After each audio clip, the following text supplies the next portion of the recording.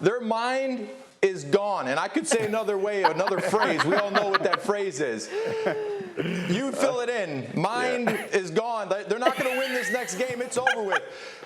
What are we doing? What are we doing, head coach? Come on. What are we paying you over? I don't know. A lot of money. These head coaches, I tell you, let's challenge another QB sneak and see if we get the turn. Like, what are we doing? How about I question How about I question your play calling? How about I question a lot of things that you did? Yeah, let's challenge a muddle of a first down by the Patriots to see if they didn't get the first down. That's a terrible challenge.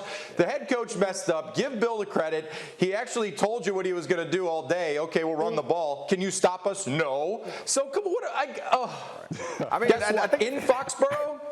I think the point that he was trying to make was like counterproductive. He's trying to make the point that like we outplayed them. We had better field position, which is suggests that your defense played well and your special teams played well. We had more opportunities in the red zone, which suggests that your offense played better than their offense did. But the point that he's making is like we did all this and we still lost because we lost at those edges where Bill Belichick normally wins. So like who else are we going to give credit to than the head coach who wins at the corners of competitiveness?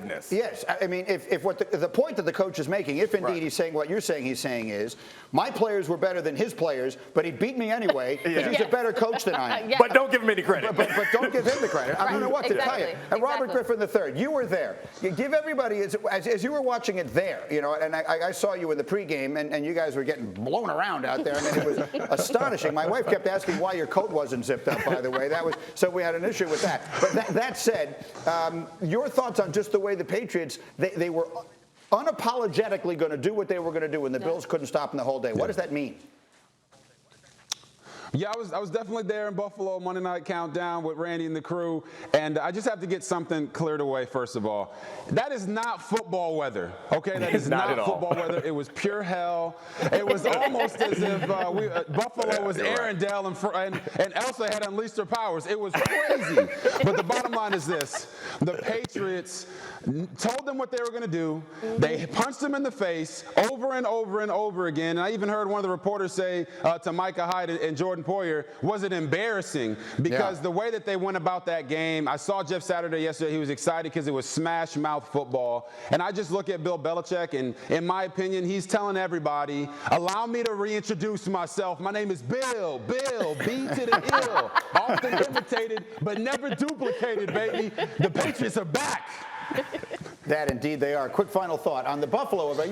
You covered that team. I was a columnist briefly in Buffalo, and that game actually ticked me off because I felt for the fans who were there, because Buffalo is a team that always wants respect. Yeah. You got the respect, and you didn't get the W. And then to come out and be salty post-game, like that didn't seem like the Sean McDermott that I used to cover. And I like to Nink's point, I think Belichick and the Patriots are living in their head rent-free right now, because the way they were post-game, that just surprised me. They're better when no one believes in them. Thanks for watching ESPN on YouTube. For live streaming sports and premium content, subscribe to ESPN+.